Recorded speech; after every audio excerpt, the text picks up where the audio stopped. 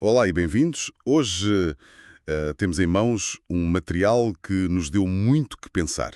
Sem dúvida. É um conjunto de análises de um livro que tenta, no fundo, prever o futuro do comércio e do consumo. E a tese central é, no mínimo, provocadora. Bastante. A ideia é que estamos a assistir a uma fratura na sociedade. Uma que vai dar origem a dois tipos de consumidores. Bem, quase como se fossem duas espécies diferentes. Exato. E o ponto de partida do autor é que esta divisão não é a clássica separação entre ricos e pobres. Não é económica, então? Não, é algo mais profundo. Ele chama-lhe exclusão digital. E a previsão é que a sociedade se vai dividir numa proporção de 1:2. 1:2. Sim, 1/3 da população será o que ele chama de incluídos digitalmente e os restantes 2/3 ficam de fora. Ficam de fora. Mas não por não terem um telemóvel, certo? A questão é mais complexa. Muito mais. Não é por falta de acesso, mas sim por uma questão de mentalidade e de comportamento. Ok, então vamos desvendar isto. 1/3 contra 2/3. É uma clivagem enorme. Se não é sobre dinheiro, o que é que define, na prática, estes dois grupos? O autor usa uma analogia que eu achei muito eficaz. Que é?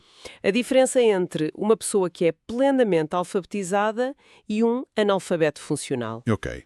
O analfabeto funcional sabe juntar letras, talvez consiga ler uma frase simples, mas não consegue interpretar um texto complexo. Não usa a escrita como uma ferramenta poderosa no seu dia-a-dia. Certo. Os não digitais são, segundo ele, os analfabetos funcionais do mundo tecnológico. Ou seja, podem ter o último smartphone, mas usam-no para o básico, de forma passiva. Exatamente. Não integram a tecnologia na sua forma de pensar, de resolver problemas. Precisamente. E não é uma questão de idade nem de classe social. O livro dá um exemplo muito curioso de um analista de sistemas, um profissional de tecnologia, Sim. que em casa não tem computador e continua a ir ao banco pagar as contas presencialmente. Para o mercado, para o comércio, ele é um não digital, independentemente da profissão. Fascinante. É o comportamento que dita tudo. Mas isto é só sobre tecnologia? Ou o autor religa esta divisão a traços de personalidade, a comportamentos sociais mais vastos? Sim, liga. E essa é talvez a parte mais controversa da análise. Estou a ver. Ele associa o terço digital a um comportamento que ele designa de cidadão. São pessoas que funcionam em rede. Enreda. Sim, que procuram a sociabilização, a adequação ao meio, que valorizam a colaboração, a partilha. Vivem numa lógica de interconexão. E os outros 2/3? O grupo não digital? A esses, ele associa um comportamento individual. São descritos como pessoas que não levam os outros em consideração de forma natural.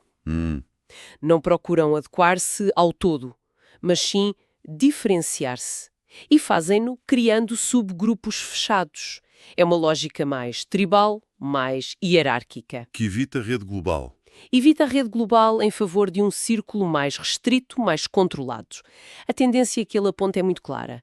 Comportamento cidadão alinha-se com o digital e o individual com o não digital. Se temos dois grupos com mentalidades tão distintas, imagino que a forma como consomem seja radicalmente diferente. É como a noite e o dia. É aqui que se torna mesmo interessante. Então, vamos a isso. Como é que ele descreve os hábitos de cada um? Comecemos pelos 2/3, os não digitais. Para eles, as prioridades de compra são muito claras, muito tradicionais. A hierarquia é, primeiro, o preço, Ok, previsível. Segundo, o prazo de entrega ou a disponibilidade. Terceiro, o design do produto. E só em último lugar, muito, muito distante, a tecnologia. e o que é que eles valorizam? O que procuram quando gastam dinheiro? Valorizam o que é palpável. Coisas que ocupem um lugar, que sejam um sinal de bens adquiridos. A posse. A posse, sim. A relação com o dinheiro está ligada à aquisição de bens materiais como uma extensão da sua personalidade. O autor até usa uma expressão forte. Que é? Descreve estes bens como muletas materiais. Uau! Muletas que suportam uma mente que escolheu não viver em rede e que precisa de símbolos físicos de status e de pertença. Ok, um retrato duro. E o terço digital? Se eles vivem em rede, o que é que eles compram? O foco deles é quase o oposto. Priorizam produtos e serviços virtuais. Que não ocupam espaço. Exato.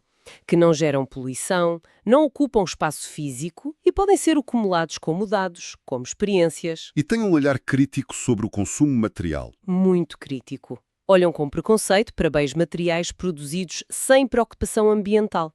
O autor chega a dizer que a palavra traste para um objeto inútil nem vai existir no dicionário deles. O consumo torna-se mais sobre acesso do que sobre posse. Exatamente, o que por sua vez deve mudar completamente a relação deles com o dinheiro. Sem dúvida.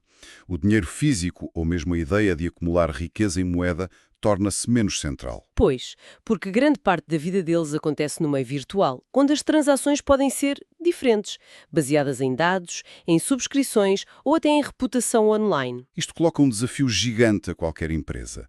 Como é que um comerciante pode sequer tentar vender para estes dois mundos ao mesmo tempo? É a pergunta de $1 milhão. São públicos com valores completamente antagónicos. E a resposta do autor a essa pergunta é um não categórico.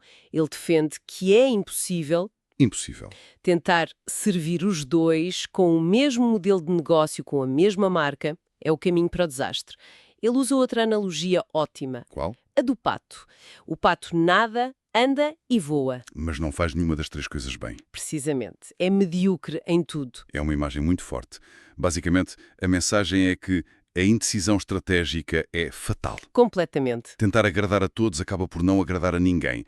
Faz-me pensar em tantas marcas que hoje tentam ser tudo para todos. Segundo esta lógica, estão condenadas. A recomendação do livro é a da segmentação total, radical, Marcas diferentes, canais de venda diferentes. focada num dos públicos.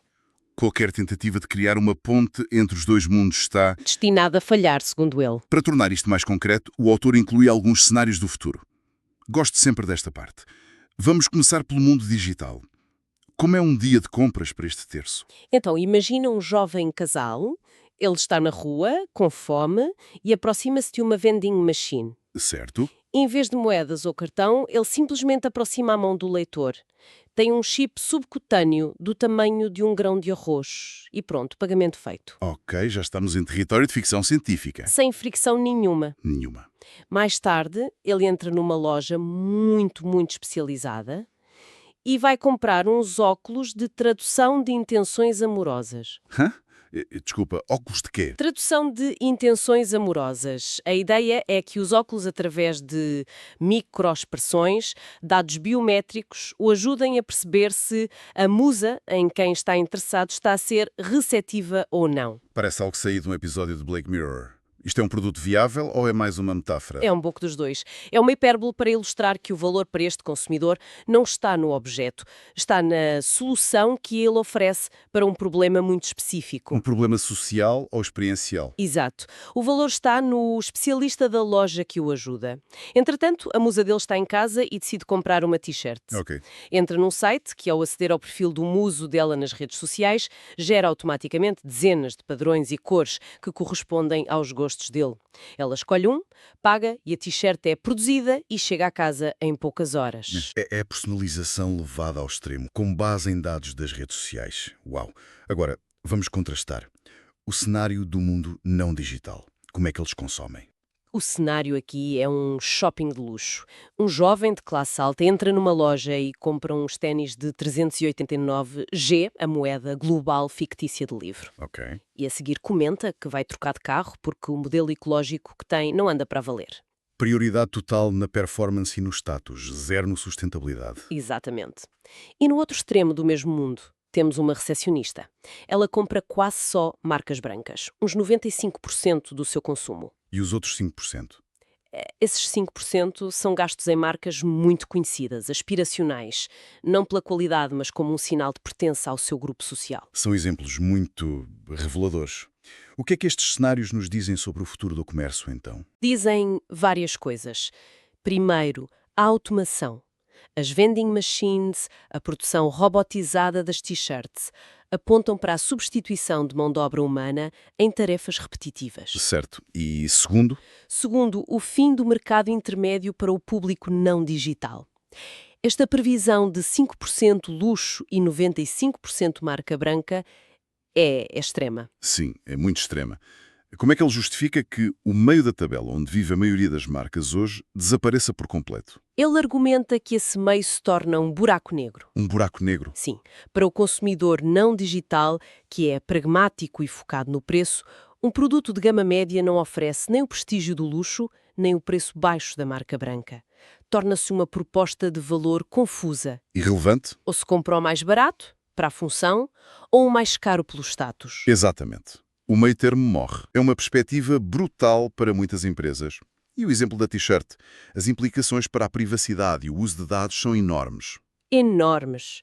O autor prevê que os perfis das redes sociais se vão tornar abertamente no maior e mais valioso banco de dados sobre o comportamento do consumidor a nível mundial. As nossas interações online passam a ser a matéria-prima. A principal fonte de informação para a criação e venda de produtos. Um ciclo de feedback instantâneo. Estes cenários são fascinantes, quase distópicos, mas o autor argumenta que eles não surgem no vácuo. Ele identifica 3 grandes forças macro que já nos estão a empurrar nesta direção. Qual é a primeira? A primeira é o que ele chama de o fim do emprego qualificado.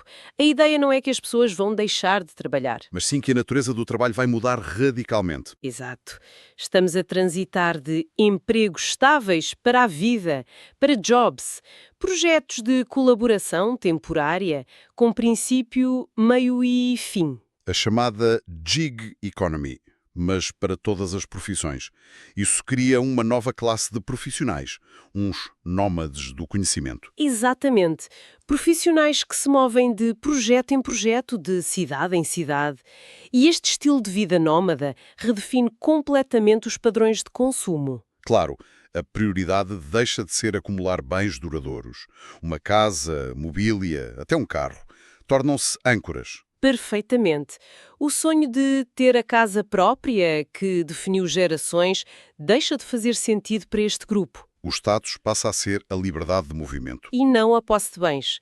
O consumo vira-se para serviços que facilitam essa mobilidade.